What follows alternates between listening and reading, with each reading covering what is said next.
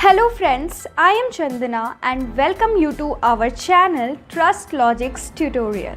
Trust Logics is a career platform where you can apply for jobs, connect to recruiters and get your jobs easily and quickly.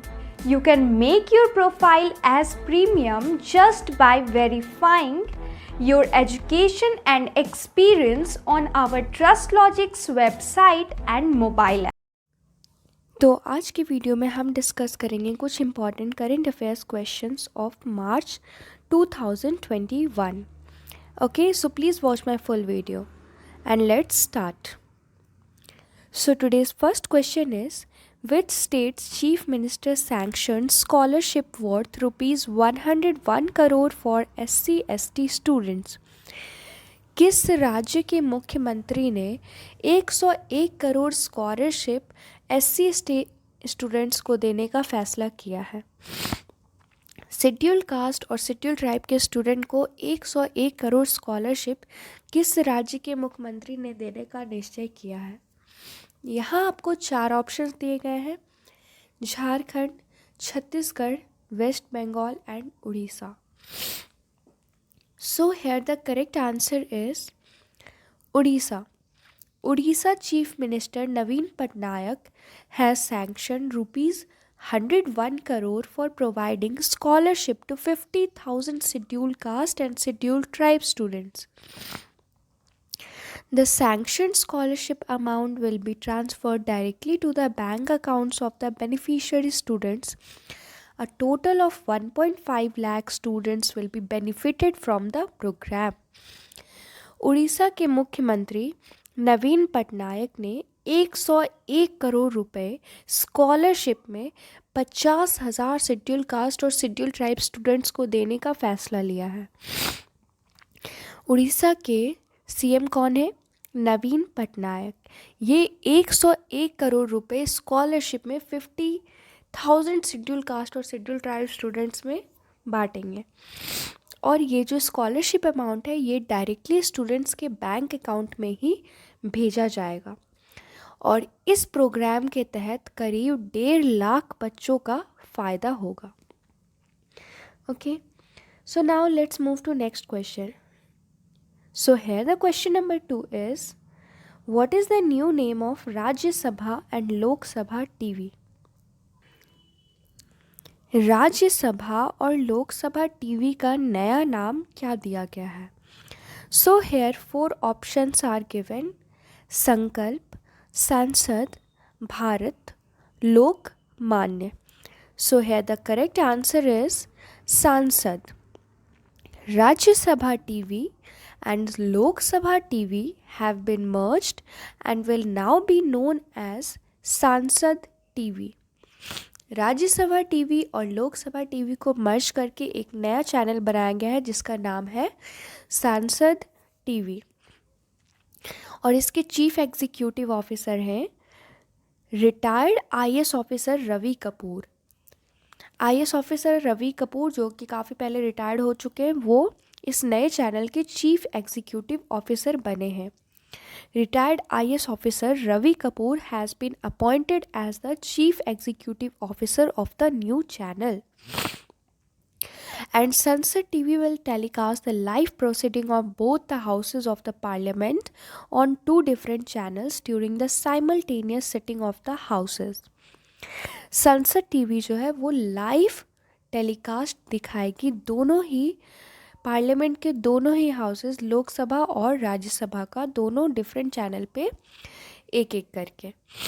Okay, तो ये TV कौन सा है जो राज्यसभा और लोकसभा को मर्ज करके बना है? ये टीवी का नाम है, ये चैनल का नाम है Sansad TV. Okay, so now let's move to next question.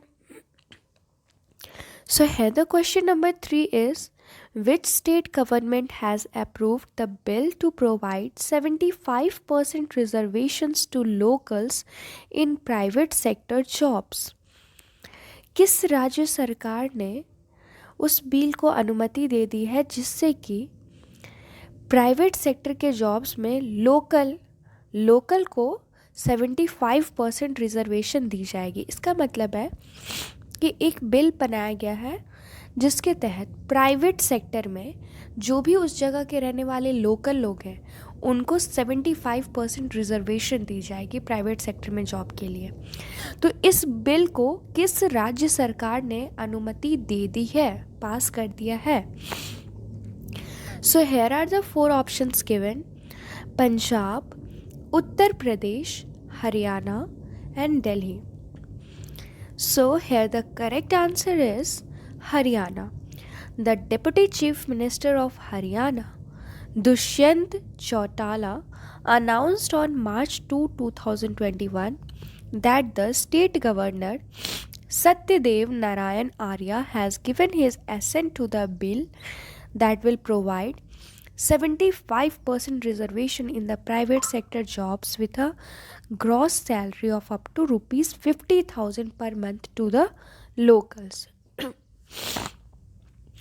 Haryana के डिप्टी सीएम दुष्यंत चौटाला ने 2 मार्च 2021 को ये बताया कि हरियाणा के जो गवर्नर हैं, स्टेट गवर्नर सत्यदेव नारायण आर्या ने उस बिल को पास कर दिया है, अनुमति दे दी है, जिस बिल से 75% रिजर्वेशन प्रोवाइड किया जाएगा लोकल लोगों को प्राइवेट सेक्टर के जॉब में। और उनकी सैलरी कहाँ तक होगी? 50,000 तक उनको सैलरी दी जाएगी। Okay, so now let's move to next question. So here the question number 4 is which Indian boxer has been appointed as the chairperson of AIBA's Champions and Veterans Committee? Bharat के किस boxer, भारतीय boxer में से किस boxer से को appoint किया जाएगा AIBA चैम्पियन और वेटरन कमेटी के चेयरपर्सन के रूप में? तो यहाँ आपको 4 ऑप्शंस दिए गए हैं: Amit Panghal, Vijender Singh, Mary Kom and Vikas Krishnan. So here the correct answer is Mary Kom. Indian boxer Mary Kom has been appointed as the chairperson of the International Boxing Association AIBA Champions and Veterans Committee. Okay. भारतीय boxer Mary Kom को appoint किया जाएगा as a chairperson of the International Boxing Association AIBA champions and veterans committee. Okay, AIBA के chairperson के रूप में भारतीय boxer Mary Kom को अपॉइंट किया जाएगा। So here the correct answer is Mary Kom. Okay, so let's move to next question. So here the question number 5 is the Union Cabinet has approved MOU for cooperation in the agriculture sector between India and which nation? Union cabinet ने MOU को अनुमति दे दी है agriculture sector में cooperate करने के लिए। किस किस देश के बीच में, इंडिया के साथ किस देश के बीच में यूनियन कैबिनेट ने अप्रूवल दे दी है MOU को एग्रीकल्चर सेक्टर में कोऑपरेट करने के लिए? तो यहाँ पे आपको ऑप्शंस दिए गए हैं: Fiji, Djibouti, Mali, Mozambique. So here the correct answer is Fiji. The union cabinet on March 3, 2021 approved a pact between India and Fiji for cooperation in agriculture and the allied sectors. The agreement will come into effect on the date of its signing and will remain in force for 5 years. Okay. So union cabinet ने मार्च 3, 2021 में India और Fiji के बीच में एक pact को sign किया है। Okay, जिससे कि दोनों देश आपस में एग्रीकल्चर और एलाइड सेक्टर्स में कोऑपरेट कर पाएंगे। और ये एग्रीमेंट कब इफ़ेक्ट में आएगा, कब से शुरू होगा? ये एग्रीमेंट जिस डेट को साइन होगा उस डेट से स्टार्ट हो जाएगा और ये 5 साल तक फोर्स में रहेगा। जब से ये स्टार्ट किया जाएगा तब से लेकर ये 5 साल तक ये फोर्स में रहेगा। Okay, So now let's move to next question. So here the question number 6 is, civil rights leader Vernon Jordan passed away on March 1, 2021 at the age of 85. He belonged to which nation? Civil rights के leader Vernon Jordan का death हो गया है March 1, 2021 को, और तभी उनका as कितना था? 85 साल के वो थे। तो ये किस देश के वासी हैं? यहाँ आपको ऑप्शंस दिए गए हैं US, UK, south Africa and Canada. So here the correct answer is US. US civil rights leader Vernon Jordan passed away at the age of 85 years on March 1, 2021. He was a close advisor to the former US President Bill Clinton and had even endorsed both of Hillary Clinton's presidential campaigns. US civil rights के leader Vernon Jordan का death हो गया 85 years में March 1, 2021 को, और वो farmer जो पहले रह चुके हैं यूएस के प्रेसिडेंट बिल क्लिंटन, उनके सबसे क्लोज एडवाइज़र थे, और इन्होंने हिलारी क्लिंटन्स के सारे प्रेसिडेंशियल कैंपेन में भी बहुत एक्टिवली पार्टिसिपेट किया है और काम किया है। सो यूएस के सिविल राइट्स के लीडर थे ये वर्नन जॉर्डन, जिनकी डेथ हो गई at the age of 85 on March 1, 2021. Okay, so now let's move to next question. So here the question number 7 is, when is World Wildlife Day observed? विश्व wild life day कब मनाया जाता है? World wild life day कब मनाया जाता है? यहाँ आपको ऑप्शंस दिए गए हैं March 3, March 2, March 1 and February 28. So here the correct answer is March 3. World Wildlife Day is observed annually on March 3rd, and this day seeks to promote forest and wildlife management models and practices that accommodate human well-being as well as long-term conservation of forest and the wildlife species and flora and fauna they sustain.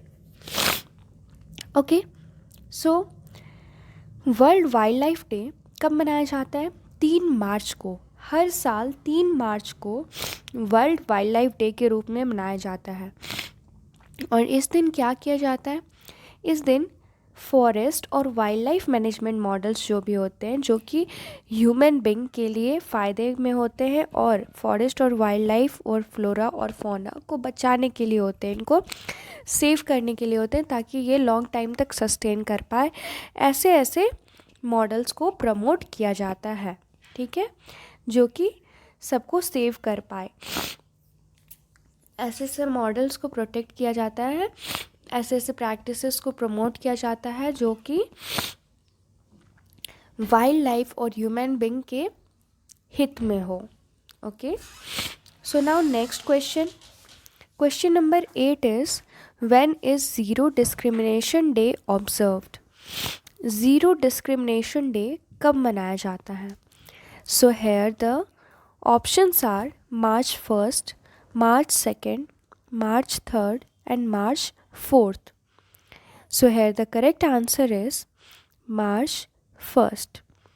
Zero Discrimination Day is observed annually on March 1st, and it seeks to promote equality before the law and in practice throughout all of the member countries of the UN. The day was first celebrated on March 1, 2014. तो zero discrimination day कब मनाया जाता है? हर साल 1 मार्च को मनाया जाता है। और ये क्यों मनाया जाता है? ये लॉ से पहले इक्वालिटी को प्रमोट करता है कि सबको इक्वालिटी मिले, और ये यूएन के यूनाइटेड नेशन के सारे मेंबर्स को ये प्रैक्टिस के तहत इक्वालिटी के लिए प्रमोट किया जाता है। ओके, और ये डे फर्स्ट कब मनाया गया था? 1 मार्च 2014 को। ओके, 2014 से ये सेलिब्रेट करना स्टार्ट हुआ, 1 मार्च 2014 को ये फर्स्ट टाइम मनाया गया था, सेलिब्रेट किया गया था। Okay, so now let's move to next question.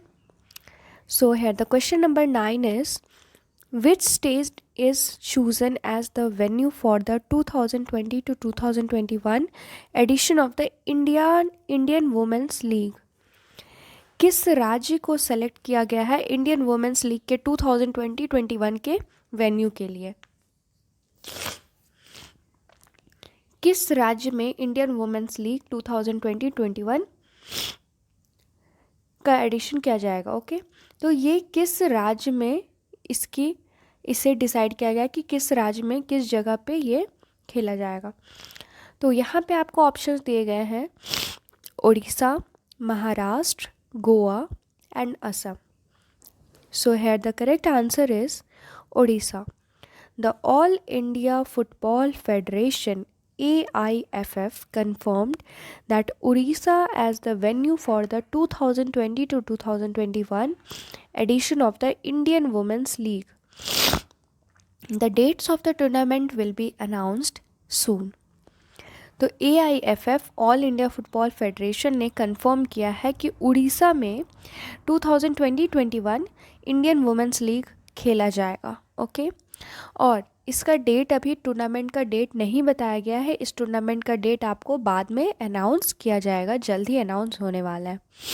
Okay, so now let's move to next question. So today's last question and question number 10 is, where was the Saras Aajeevika Mela 2021 inaugurated by union minister Narendra Singh Tomar? हमारे union minister Narendra Singh Tomar ने सरस आजीविका मेला 2021 किस शहर में inauguration किया है? और यहाँ आपको 4 ऑप्शंस दिए गए हैं, Surat, Lucknow, Jaipur and Noida. So here the correct answer is Noida. The Saras Aajeevika Mela 2021 is underway at Noida Haat. The fair was inaugurated by Union Minister Narendra Singh Tomar and it will continue till 14th March. सरस आजीविका मेला 2021 नोएडा हाट के अंदर organise किया गया है और ये fair में, इस मेले में को किसने इनॉग्रेट किया है? इस मेले को इनॉग्रेट किया गया है यूनियन मिनिस्टर नरेंद्र सिंह तोमर द्वारा. ओके, नरेंद्र सिंह तोमर जो कि यूनियन मिनिस्टर हैं इंडिया के, उन्होंने इसका इनॉग्रेशन किया. और ये मेला कब तक चलेगा? ये मेला 14 मार्च तक चलने वाला है नोएडा में. ओके, सो आज के लिए इतना ही. मिलते हैं फिर नेक्स्ट वीडियो में. Thank you. Subscribe our Trust Logics tutorial YouTube channel to get more informative and useful videos regularly. So thank you and have a nice day ahead.